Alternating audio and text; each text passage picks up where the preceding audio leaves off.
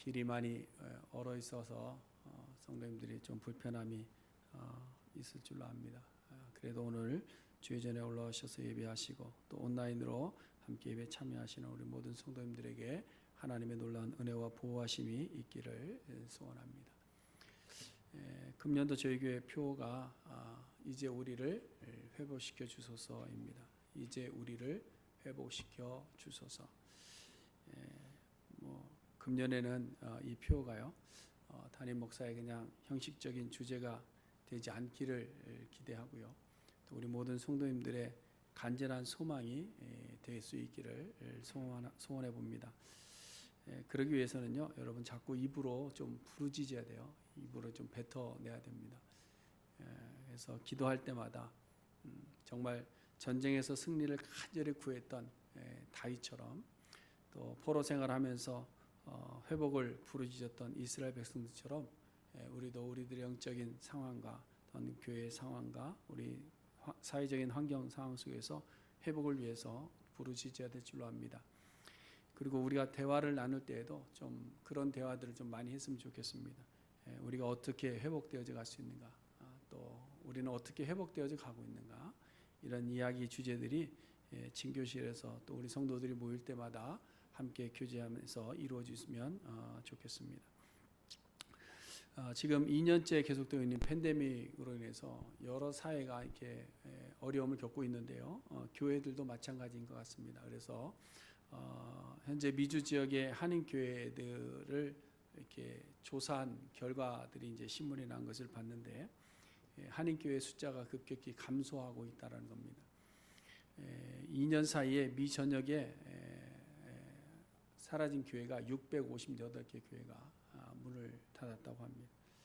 조사된 것만 그러니까 조사되지 않은 것까지 하면 더 많은 교회들이 사실은 문을 닫고 있는 현실입니다. 이러한 현실 앞에서 우리는 괜찮으니까가 아니라 우리가 좀 기도해야 될 것은 침체되어져 가고 있는 이 교회의 회복을 위해서 우리도 함께 기도해야 될 줄로 압니다.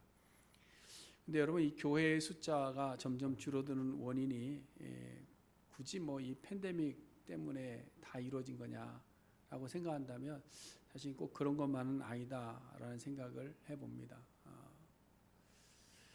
우리가 성경을 한번 찾아보면 좋겠는데요. 에베소서 한번 찾아보겠습니다. 에베소서 4장 11절부터 13절까지 말씀인데요. 신약성경 314쪽에 있습니다. 우리 이거를 다시 한번 같이 읽어보겠습니다. 시작. 그가 어떤 사람은 사도로, 어떤 사람은 선지자로, 어떤 사람은 복음 전하는 자로, 어떤 사람은 목사와 교사로 삼으셨으니 이는 성도를 온전하게 하여 봉사의 일을 하게 하며 그리스도의 몸을 세우려 하심이라. 우리가 다 하나님의 아들을 믿는 것과 아는 일에 하나가 되어 온전한 사람을 이루어 그리스도의 장성한 분량이 충만한 데까지 이르리니. 아멘. 여러분, 이것이 교회인 줄로 압니다. 교회는 이런 것이죠. 그래서 교회 안에는 어떤 사람은 목사로, 또 어떤 사람은 장로로, 또 어떤 사람은 집사로, 또 어떤 사람은 권사로도 세워집니다. 또 이들을 통해서 성도들을 온전해지고 또 성도들이 장성하여져서 봉사하게 함으로 말미암아 그리스도의 몸을 잘 세워가는 것, 이것이 바로 교회인 줄로 믿습니다. 그러므로 교회라는 것은 우리가 다 하나님의 아들을 믿는 것과 아는 일을 위해서 하나가 될 뿐만 아니라 그리스도의 장성한 분량이 충만한 데까지 이르기 위해서 직분자들을 비롯해서 모든 성도들이 함께 누구도 잃어버리지 말고 함께 자라가야 된다라는 것이죠. 그래서 교회는 모두가 함께 자라가며 그리스도의 몸을 세우는 것입니다. 그것이 교회입니다. 각자 스스로 자라는 것이 아닙니다. 교회는 함께 자라는 겁니다. 우리가 각 개인의 신앙생활이나 영적인 삶들이 스스로 다 감당할 수 있다고 한다면 하나님께서 공동체를 허락하실 이유가 없었겠죠. 그러나 하나님께서 교회를 세우시고 공동체를 만들어 주신 것은 우리의 연약함을 아시는 하나님께서 우리를 하나 되게 하셔서 그 안에서 서로 자라가게 하는 겁니다.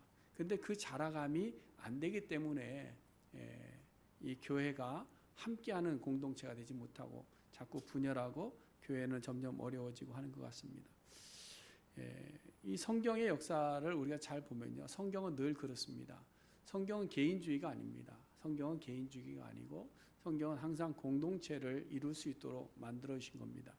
그래서 성경의 역사는 언제나 한 개개인을 불러서 그 개개인을 통해서 공동체를 만들어 가게끔 하였습니다. 그래서 개인을 통해서 공동체를 만들고요. 그 다음에 그 공동체를 통해서 이 개인들을 지킬 뿐만 아니라 그 개인들을 또 새롭게 하는 일들을 한 것을 우리가 성경을 통해서 잘 알 수 있습니다. 그래서 여러분 창세기 2장 24절에 보시면 가장 기본적인 공동체를 우리에게 주시죠. 남자가 부모를 떠나 그의 아내와 합하여 둘이 한 몸을 이룰지로다. 남자와 여자라는 각 개개인이 합하여서 한 몸의 공동체를 이루는 것, 이것이 가장 기초적인 공동체의 모습입니다. 그래서 개인과 개인이 만나서 함께 하고 그 함께 된 공동체가 함께 자라가는 것이죠. 가족만 그런 것이 아니고 가족 공동체들은 또 어떻습니까? 민족 공동체로 발전을 하게 됩니다. 하나님께서 이스라엘 백성들을 공동체를 형성하시는 과정을 보면 우리가 잘 알 수 있는 거죠. 처음에 아브라함이라는 개인을 선택해서 부르십니다. 그리고 그 아브라함의 자손들이 애굽에서 종살이를 하게 되지만 애굽을 나올 때 어떻게 됐습니까? 12지파의 많은 수로 하나님께서 모든 사람들을 만들어 주셨죠. 그러고 나서 그 12지파를 이 광야 생활을 통해서 신앙 공동체라는 묶음으로 묶어 주신 겁니다. 그리고 이제 그 묶음이 가나안에 들어가서 이스라엘이 된 것이죠. 그러므로 바벨론의 포로로 잡혀갔던 남유다도 보면 다시 예루살렘으로 지금 돌아오고 있을 때 허물어져 버린 그 민족 공동체를 다시 회복하는 겁니다. 아니 어쩌면 신앙의 공동체를 회복하는 과정이라고 볼 수 있는 겁니다. 근데 그 시작 과정을 보니까 그냥 너희 같은 사람도 그대로 다시 일로 옮겨줄게 이런 것이 아닌 거죠. 그것을 오늘 본문을 통해서 우리가 좀 살펴보려고 하는 겁니다. 자, 보세요. 바사왕 고레스가 지난주에 말씀드린 것처럼 주전 538년에 칙령을 내립니다. 그래서 온 페르시아 전역에다가 공포를 하는 것이죠. 그리고 나서 1년 동안 예루살렘 성전을 재건하기 위해서 갈 사람들은 모여라 그런 겁니다. 그래서 모이기 시작한 거예요. 그래서 모여진 사람들의 숫자가 총 49,897명이더라 그랬습니다. 근데 이 사람들이 또 어떤 사람들인가 하면 5절 말씀에 보니까 유다와 베냐민의 족장들이 나오고요. 그 다음은 제사장들이 나옵니다. 그 다음에는 레위 사람들이 나오고 그 다음에는 마음의 감동을 받아서 자원하는 자들이 나옵니다. 이 모든 사람들이 어떻게 했다? 함께 일어났다 이렇게 기록하고 있는 것이죠. 자, 여기 보시면 족장들이 나오고 제사장이 나오고 레위 사람이 나오고 자원하는 자들이 나오는데요. 족장들은 누굽니까? 가족 공동체의 지도자들입니다. 지도자들. 그 다음에 제사장은 누굽니까? 신앙 공동체의 지도자들입니다. 그래서 예배를 인도하고 제사를 집례하는 사람들입니다. 레위 사람은 누굴까요? 레위 사람은 성전에서 봉사하는 사람들입니다. 성전 문을 지키거나 노래를 하거나 아니면 성전 일을 돕는 일을 하는 사람들이 레위 사람들입니다. 자원하는 자들은 마음의 감동을 받아서 그냥 스스로 나도 동참하겠다. 나는 제사장도 아니고 족장도 아니고 나는 레위 사람도 아니지만 나도 자원해서 가서 내가 예루살렘 성전을 건축하는데 일조하겠다 하고 나선 사람입니다. 여기에 대한 자세한 명단이 이제 2장에 기록되어져 있는데요. 여기에 보면 뭐 노래하는 사람도 나오고 뭐 각 기별로 이제 뭐 어느 자손들도 나오고 그렇습니다. 자, 그런데 여기 모인 모든 사람들이요, 목적이 어디 있는가 한번 보세요. 목적. 각자의 목적이 있는 것이 아니라 목적은 오직 하나였습니다. 오직 예루살렘 성전의 재건에 있었다라는 것이죠. 다시 말해서 이들 49,000여 명의 숫자가 모인 이유는 한 가지 목적을 위해서 모였다라는 사실입니다. 사실 여러분 페르시아 지역에 살고 있었던 이스라엘 민족의 숫자가 이게 전부가 아닙니다. 우리가 잘못 오해하면 이스라엘 민족의 숫자가 이거 다인가 이렇게 생각하는데 그렇지가 않습니다. 여러분 페르시아 지역에 이스라엘 민족의 숫자가 얼마가 되는지는 정확하게 데이터로 나와 있는 것은 없습니다. 그런데 한번 유추해서 생각을 해봤습니다. 얼마나 될까를 생각해봤습니다. 해보니까 이 지금 페르시아 지역은 그 전에 바벨론이었고요. 그 전에는 아수르 지역입니다. 그럼 아수르가 바벨론에 멸망되기 이전에 아수르가 어디를 침공합니까? 북이스라엘을 침공합니다. 그렇죠? 북이스라엘 침공해서 무너뜨린 것만 아니라 거기 있는 사람들을 포로로 잡아갑니다. 그러니까 사람들을 데려간 것이죠. 아수르 지역으로. 그쪽으로 끌려간 사람의 숫자가 얼마가 되는지는 모르지만 거의 그 사마리아 지역에 있는 많은 사람들이 끌려간 것으로 기록되고 있는데요. 그리고 이제 아수르에 있는 사람들을 사마리아로 보내기도 하고 그랬습니다. 그래서 이제 많은 그 북이스라엘의 다른 민족들도 아마 끌려가지 않았을까 그런 생각을 하는 것이죠. 그러니까 이 북이스라엘에서 포로가 잡혀간 사람들이 첫 번째 있고요. 그 다음에는 남유다에서 포로 잡혀간 사람들입니다. 이 사람들의 숫자도 사실은 만만치 않은데요. 당시 남쪽 유대의 인구가 한 25만 정도였다고 가정을 합니다. 그 중에서 포로로 잡혀간 사람의 숫자를 성경에 기록된 것만 보면 한 4,600명으로 기록하고 있습니다. 근데 그것은 남자의 숫자만입니다. 성인 남자의 숫자만. 그러니까 어린아이와 여자들까지 포함하면 다 5만 정도로 이렇게 가정에서 추산을 이렇게 해볼 수 있는 겁니다. 근데 고레스 칙령이 있었던 해에 이스라엘 민족의 숫자가 그러면 5만 명이었느냐? 그렇진 않죠. 왜냐하면 시간이 흘렀잖아요. 그렇죠? 70년이라는 시간이 흘렀습니다. 그 시간 속에 자연 증가라는 것이 또 있는 거죠. 근데 이스라엘 민족의 그 인구 증가율을 보니까요. 요즘 거니까 1950년도부터 지금까지 이렇게 인구 증가율을 계산해 보니까 평균 한 2% 정도 되더라고요. 인구 성장률이. 그걸로 계산해 보면 제가 산수를 잘 못해서 몇 명이 될지는 모르겠어요. 그러니까 많은 숫자라는 것은 우리가 알 수 있는 거죠. 그러니까 지금 이 페르시아 지역에 북이스라엘 사람들과 남유다의 사람들을 포함하면 사실은 5만 명 이상 되는 많은 숫자가 있는 겁니다. 그런데 그럼에도 불구하고 자원에서 나선 사람의 숫자는 겨우 5만 명 뿐이었다라는 겁니다. 5만 명 뿐이었다는 거예요. 이것이 무엇을 우리에게 시사하는가 하면 회복의 기회가 있지만 회복되는 사람의 숫자가 많지 않더라라는 겁니다. 분명히 고레스는 3절에서 칙령을 내립니다. 그런데 이 칙령에 강제성이 없는 거예요. 그래서 자원에서 갈 사람 선택해서 가게 하는데 선택하여 간 사람의 숫자가 5만여 명밖에 안 된다라는 거예요. 근데 또 재미있는 것은 뭐냐면 그 칙령에 이런 문구가 분명히 있습니다. 그의 백성된 자는 이렇게 돼 있어요. 그렇죠? 이스라엘의 하나님 여호와를 섬기며 그의 백성된 자로 스스로 생각하는 사람들은 자원에서 돌아가라 이 얘기를 하고 있는데 거기에 대해서 반응한 사람이 5만밖에 안 되더라. 그러니까 여러분 이 회복이라는 것을 하나님께서 회복을 이루실 때 하나님께서 구원의 문을 여시고 우리를 구원하실 때 문은 모든 사람들이 열려 있지만 선택하여 들어오는 사람의 수준은 적더라라는 겁니다. 그럼 나머지는 왜 오지 않았을까? 왜 오지 않았을까?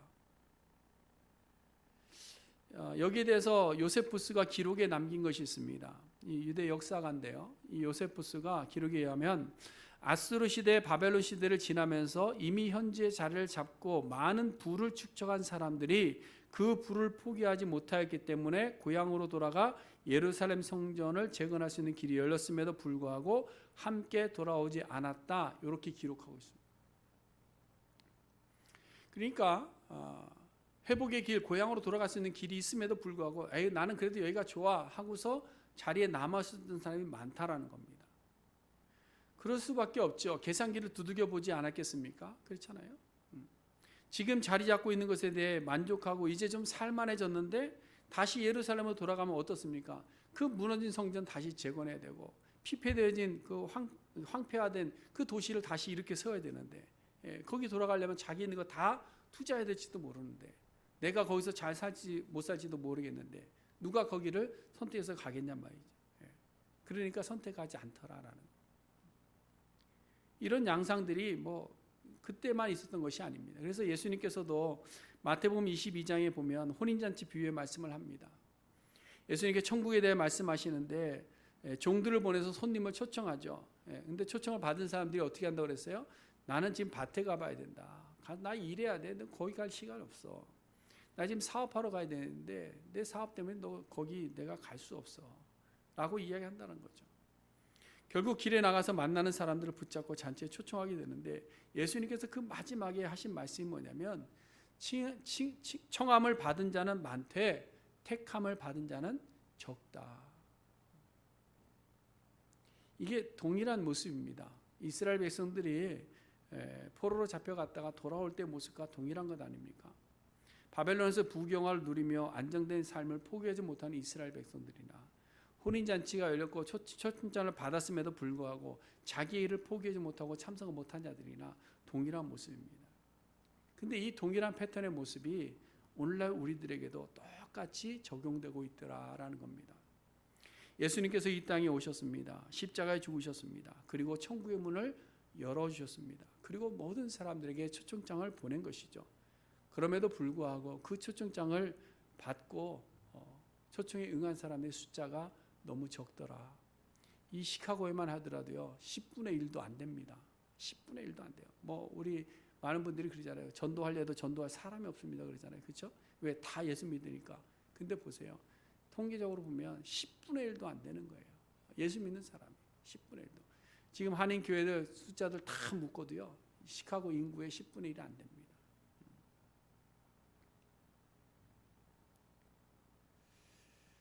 그러나 우리는 이 초청에 응답하고 일어선 자들이죠. 예수님께서 우리를 부르실 때에 십자가의 은혜로 우리를 부르실 때 우리는 그 초청에 응하고 이 교회라는 곳에 올라온 겁니다. 그래서 우리가 한 사람 한 사람을 하나님께서 불러주셔서 우리를 신앙의 공동체로 세워가고 계시는 거예요. 그런데 이 교회 공동체가 바로 서가고 더 튼튼하게 그리스도의 몸을 세워야 되는데 그렇게 하지 못하고 점점 쇠하여가고 사라져가고 있다는 겁니다. 그 이유가 분명히 있을 줄로 압니다. 여기에는 뭐 몇 가지 원인들이 있다고 볼 수 있는데요. 하나는 이 공동체가 연합하지 못하는 모습이 아닌가 그런 생각을 해봅니다. 다윗은 노래할 때에 형제가 연합하여 동거함이 어찌 그리 선하고 아름다운가 이렇게 노래했습니다. 형제가 연합해서 동거하는 모습이 선이라고 이야기하고 형제가 연합하여 동거하는 것이 아름답다라고 노래하고 있는 겁니다. 그러므로 이 연합이라는 것은 아름다움이고 선이다라는 것이죠. 그러나 분열은 뭡니까? 죄의 산물입니다. 그래서 우리가 창세기 1장에서 하나님이 우리를 하나님의 형상대로 사람을 만드시고 성부, 성자, 성령의 연합하는 모습을 우리에게 심어주셨음에도 불구하고 죄가 들어오니까 분열하기 시작한 건 아닙니까? 그래서 첫 번째 분열한 것이 형제가 분열하기 시작하고 그 다음에 이웃과 이웃이 분열하기 시작하고 민족과 민족이 분열하기 시작한 겁니다. 그 결과가 바로 바벨론으로 포로로 잡혀가게 되는 거죠. 이스라엘이 남과 북으로 분열하고 그 안에서도 분열해서 하나님과 관계가 분열되다 보니까 바벨론의 포로로 잡혀가는 겁니다.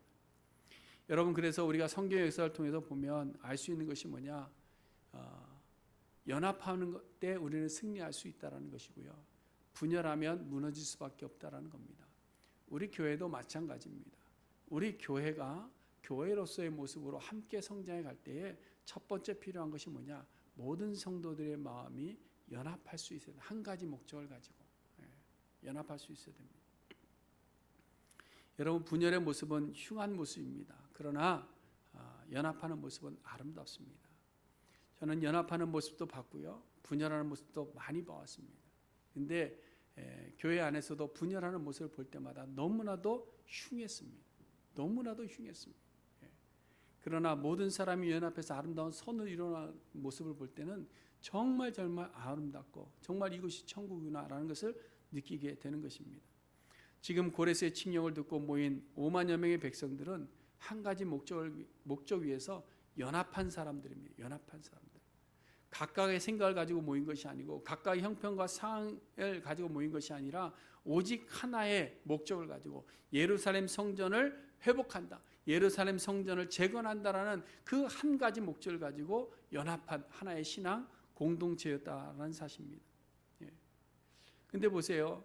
하나님께서 묶으신 공동체의 모습은 너무나도 아름답습니다. 여러분 한번 잘 보시면 참 조화롭다라는 것이죠. 저는 성경을 보면서 하나님의 천지창조를 보면서 하나님이 역사하시는 모습을 보면서 가장 많이 느끼는 것이 뭐냐면 하나님은 참 조화로우신 분이다라는 거예요. 조화로우신 분이다. 창세기부터 시작해서 그렇습니다. 그런데 오늘 본문만 보더라도요, 하나님께서 회복되어지는 사람들의 무리를 굉장히 조화롭게 모아놓으셨다는 겁니다. 사람들을 통솔할 수 있는 족장들이 거기에 있고요, 또 제사 드릴 수 있는 제사장들이 있고요, 또 성전의 기구들을 옮겨서 이런 일들을 맡아서 할 레위인들이 있고요, 또 성전 재건을 위해서 모든 일들을 다 감당해 줄 수 있는 자원하는 자들이 있더라라는 겁니다. 각자 필요한 자리에 필요한 사람들이 다 있더라. 이걸 누가 만들어 주셨을까? 저는 하나님께서 이렇게 이루어 주셨다고 믿습니다.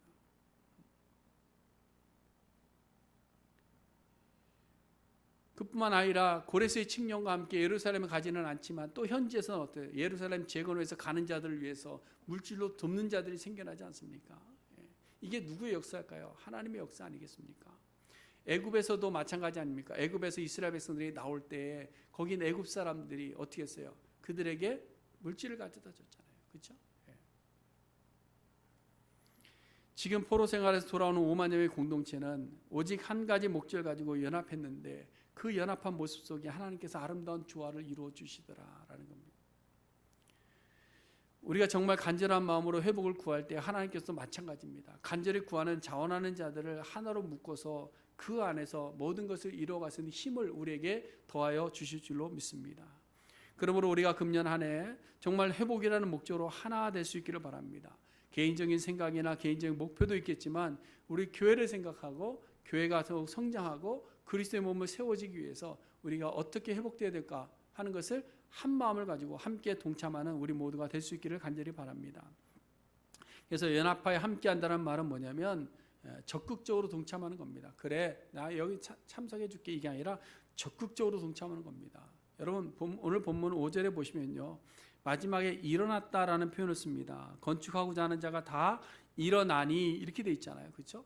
이 일어났다라는 표현이 뭐냐면 굉장히 적극적으로 결단하고 실천으로 옮겨서 동참했다, 이런 이야기를 하고 있는 겁니다.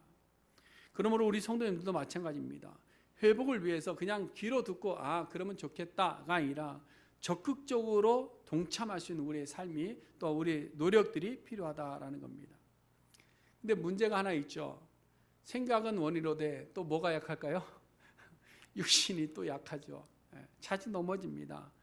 생각은 그래야지라고 생각하고 결단도 합니다. 그런데 오래 가지를 못합니다. 말씀을 읽어야지 그랬는데 어디까지 읽는다고요? 창세기 몇 장까지 몇 번 읽었대요. 지난주에 모여서 얘기하는 거 보니까 해마다 거기는 읽는다는 거죠. 근데 오래 가지 못하더라. 우리가 누구를 위해서 수고하고 애쓰는 마음도 뭐예요? 그 사람을 다시 만나면 안 되더라. 교회에 올라오는 것도 마찬가지입니다. 특별히 우리가 말씀대로 살고자 결단할 때 왜 그런 일들이 나타나느냐? 사실은 악한 마귀가 우리를 흔드는 겁니다. 흔드는 거예요. 그러다 보니까 우리 신앙생활을 잘 보시면요, 처음에는 막 이렇게 열심히 하려다가요, 안 되면 자책하기 시작합니다. 그렇죠? 나는 안 돼. 근데 이게 해마다 반복돼요. 그럼 반복되다 보면 어떻게 돼요? 아예 계획을 안 세워. 그리고 그 다음에는 그러려니 하고 지나가는 겁니다. 이 우리 생활 습관이 패턴이 그렇게 되고 있어요. 왜 그럴까? 그것은 여러분 탓이 아니라 우리의 육체적인 한계 때문입니다. 사실은 우리 한계 때문에 우리의 영역 밖의 일을 하려고 하니까 힘든 거예요. 여러분 진리나 거룩이나 의가 우리의 영역 안에 있다고 생각하십니까? 진리는 우리의 영역 안에 있지 않아요. 거룩도 우리의 영역 밖의 일입니다. 그러니 우리가 말씀의 진리를 실천하고 거룩한 삶을 살아가고 의롭게 사는 것이 아는 것처럼 삶으로 막 나타나질 않습니다. 그럼에도 불구하고 하나님께서는 늘 계속해서 반복해서 말씀하십니다. 진리 안에 거하라. 내가 거룩하니 너희도 거룩해라. 의를 행하라. 다 얘기해요. 그러다 보니 아는 것과 실천의 불일치 때문에 우리는 또 거기서 또 갈등하기 시작하는 거죠. 근데 여러분 우리 하나님이 어떤 분이십니까? 하나님은 야 너 해봐 던져놓고서 되나 안 되나 보자 이런 분이 아니에요. 그렇죠? 믿으십니까? 하나님 야 너 이거 한번 해봐 너 한번 목회 한번 해볼래? 목회 시켰어요. 그럼 야, 너 좀 잘해봐. 못하면 왜 너 이렇게 못했니? 이런 분이 아니라는 얘기예요. 하나님 어떤 분이십니까? 함께 하시는 분이십니다. 믿으십니까? 하나님은 우리와 함께 일하시는 분이고 하나님 우리보다 앞서가시는 하나님이십니다. 우리가 성경을 보면서 늘 보지 않습니까? 하나님께서 아브라함을 부르실 때 그에게 약속하신 것이 있잖아요. 내가 너와 함께 있겠다라는 거예요. 네가 어디를 가든지 내가 너와 동행하겠다는 말씀. 우리가 마태복음을 마칠 때도 예수님께서 이 땅에 오셔서 우리에게 주신 약속의 말씀이 뭐죠? 내가 세상 끝날까지 너희와 항상 함께 있겠다. 너희가 가서 제자 삼고 가르치고 그들을 교훈할 때에 내가 너희와 함께 있겠다. 너희들이 사역할 때 내가 너희와 함께 있겠다. 이 말씀하고 있는 거예요. 그럼 예수님 왜 승천해서 올라가세요? 괜찮아. 보혜사 성령이 또 너희에게 오실 거야. 그가 너희와 함께 있을 것이다. 이 말씀하고 있는 거예요. 그래서 성령께서 우리를 늘 도우시고, 그렇죠? 우리를 깨닫게 하시고 우리의 갈 길을 보여주시는 겁니다. 이것이 뭐냐? 하나님의 은혜입니다. 하나님의 은혜. 그래서 우리가 성령의 도우심이 있으면 진리를 깨닫고 그 진리 가운데 자유함을 얻게 됩니다. 우리가 예수 그리스도로 의롭다 칭함을 받게 되는 겁니다. 우리가 하나님의 거룩한 성전에서 예배하는 자가 되고 거룩한 삶을 맛볼 수 있는 기회가 생긴 겁니다. 왜? 누구 때문에? 하나님이 우리와 함께 하시기 때문에. 성령께서 우리를 도우시기 때문에. 여러분, 하나님께서 자기 백성들을 왜 눈동자같이 살피시고 오른팔로 붙잡아 주셔도 약속하셨는가? 우리는 스스로 할 수 없는 행동이 있기 때문에 그렇습니다. 우리가 스스로 결단한다고 해서 이룰 수 없는 것들이 있기 때문에 그러는 겁니다. 우리를 너무나도 잘 아시는 하나님께서 우리를 그냥 버려두지 않기 때문에 그런 겁니다. 여러분, 금년도 우리가 회복을 부르짖으면서 기도할 때 분명히 우리 교회가 조금 새롭게 일어나야 되겠다 생각하면 반드시 마귀가 방해 공작을 할 겁니다. 왜? 이것은 하나의 신앙의 패턴이기 때문에 그렇습니다. 저는 그것을 경험을 통해서 압니다. 제가 몇 번 말씀드렸을 것 같은데 제 신앙의 이 주기표를 이렇게 그려보면요, 늘 이렇게 굴곡이 있었어요. 굴곡. 근데 올라가는 건 힘들고 내려오는 건 빨리 내려와요. 그런데 거기서 다시 올라갈 때는 굉장히 힘이 듭니다. 왜 그런가 하면 올라가려고 정신을 차리면 뭐가 땡기는 게 많아요. 누르는 게 많아요. 그러니까 그걸 치고 올라오는 것이 힘든 겁니다. 근데 이게 반복되다 보니까 그런 눌림이 있을 때마다 빨리 캐치를 합니다. 요것도 마귀가 장난짓 하는구나. 그럼 더 분발해서 싸우는 겁니다. 성령을 의지하고 싸우는 겁니다. 그러다 보면 우리의 신앙이 점점 회복될 겁니다. 마찬가지입니다. 우리가 이제 두 번째 주를 지내고 있는데 1년을 지나면서 여러분, 우리의 신앙에 많은 유혹들이 있을 겁니다. 우리를 붙잡는 것들이 있을 겁니다. 우리가 말씀을 열심히 공부하려고 하는데 여러 가지 환경으로 우리를 붙잡을 때가 있을 겁니다. 또 여러 가지 회복의 문제들이 있을 거예요. 그러나 그때마다 꼭 기억하실 것은 뭐냐? 하나님이 우리와 함께 하셔서 이길 힘을 주신다. 성령께서 나를 돕고 계신다. 내가 포기하지 않고 일어나면 된다. 이 말씀을 꼭 기억할 수 있기를 바랍니다. 여러분, 우리는 홀로 싸우는 사람들이 아닙니다. 그래서 사도 바울이 뭐라고 이야기합니까? 성령 충만을 받으라. 에베소서 5장 18절에 오직 성령으로 충만함을 받으라. 왜 그럴까요? 때가 악하기 때문에 그렇습니다. 때가 악하기 때문에. 그럼 성령의 도우심을 어떻게 우리가 알 수 있느냐? 어떻게 알 수 있느냐? 이게 참 궁금한데요. 막 성령께서 막 확 바람 불듯이 막 이렇게 하면 좋겠는데 그런 모습이 잘 안 나타나잖아요. 근데 에스라 1장을 중심으로 해서 좀 발견할 수 있는 것이 하나 있습니다. 그것은 뭐냐면 성령의 역사는요, 모든 것이 합력하여서 선을 이루어 가시는 분이다라는 겁니다. 오늘 본문을 잘 보시면 먼저 성령께서 누구의 마음을 움직이셨느냐? 유대인의 귀환을 위해서 이방 나라의 왕을 사용하시잖아요. 그렇죠? 고레스의 마음을 감동시키는 겁니다. 그리고 고레스의 입술로 선포하게 하는 겁니다. 그뿐만 아니라 고레스를 통해서 성전의 기명들까지 다 돌림받게 하는 겁니다. 이거 그들이 요구한 것도 아닌데 고레스가 이걸 다 이루어 주신 거예요. 근데 고레스 그냥 자기 성품을 했느냐? 그렇지 않다라는 겁니다. 성령께서 그를 움직여 주셨다라는 겁니다. 근데 고레스뿐만 아니라 6절에 보니까 주변의 사람들도 이용하시는 걸 볼 수 있어요. 그렇죠? 주변에 있는 사람들. 이 사람은 다 이방 사람들인데 이 사람들을 이용해서 도움을 받게 하시고 힘을 얻게 하시는 이런 모습을 봅니다. 이렇게 성령께서 우리에게 역사하시는 방법을 보면요, 주변의 환경들을 많이 이용하시는 것 같아요. 주변의 환경을. 그래서 이 공동체 구성원과 조직을 통해서 성령은 역사하시는 줄 저는 믿습니다. 앞서 말씀을 드렸지만 유다와 베냐민의 족장들과 제사장들과 레위 사람들을 통해서 예루살렘 성전의 회복을 가능하게 하셨던 것처럼요, 우리 교회의 회복도 마찬가지입니다. 우리 교회에 많은 구성원들이 있는데요, 이 구성원들 한 사람 한 사람이 성령께서 사용하시는 도구가 될 수 있는 거고요, 또 우리 한 사람 한 사람들이 그들을 통해서 성령의 역사의 회복을 느낄 수 있는 그런 기회들도 있다라는 사실입니다. 그러니까 우리 옆에 있는 분들이 어떨까요? 굉장히 귀한 겁니다. 굉장히 귀한 거예요. 교회 목사를 주셔서 말씀을 가르치고, 또 장로님들 주셔서 성도들 위로하게 하시고, 권사님들 통해서 사랑받게 하시고, 집사님들의 수고와 애씀을 통해서 예배가 진행되게 하시고, 이 모든 것들이 협력하여서 선을 이루어가는 방법입니다. 어떤 기적적인 모습만이 아니라 하나님께서 우리 한 사람 한 사람을 다 사용하시는 그 모습 자체가 성령의 역사하심이다라는 사실입니다. 그러므로 우리는 그 성령의 역사하심이 뭐예요? 동행해야 되는 거예요. 동참해야 되는 겁니다. 함께 가는 겁니다. 그것에 대해서 거부하는 것이 아니라, 내 생각으로 판단하는 것이 아니라 함께 동참할 때에 하나님의 놀라운 역사가 이루어질 줄로 믿습니다. 고레스 왕에게 임하셨던 성령이 지금도 동일하신 성령 하나님이십니다. 그래서 참 감사한 것이 우리 교회도 회복을 위해서 돕는 손길들이 많이 있다는 사실입니다. 우리 교회도 사실 뭐 인원으로 치면 얼마 되지 않지만 요소요소에 필요한 부분들이 다 있잖아요, 그렇죠? 다 있습니다. 회복을 위해서 함께 일어나는 우리 모든 성도님들이 서로에게 힘이 되고, 또 서로에게 도움이 되고, 서로에게 위로가 되어서 우리 교회가 함께 성장하고 함께 회복하는 그런 우리 교회가 될 수 있기를 간절히 바랍니다. 저는 그래서 기도하고 있습니다. 이제 우리를 회복시켜 달라고 기도하고 있습니다. 저 개인부터 시작합니다.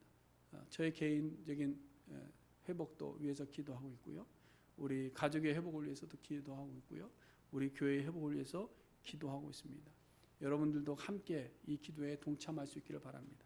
이제 우리를 회복시켜 달라고 우리 성도님들이 가정에서 기도하실 때마다, 또 교회에서 기도하실 때마다 함께 기도하고 회복을 위해서 힘써서 정말로 이러한 간절한 기도가 올 한 해 마무리될 때에는 성전 재건의 놀라운 기쁨으로 찬양했던 이스라엘 백성들처럼 우리도 기쁨과 감사함으로 찬양할 수 있는 우리 모두가 될 수 있기를 주님의 이름으로 간절히 축원해 드립니다.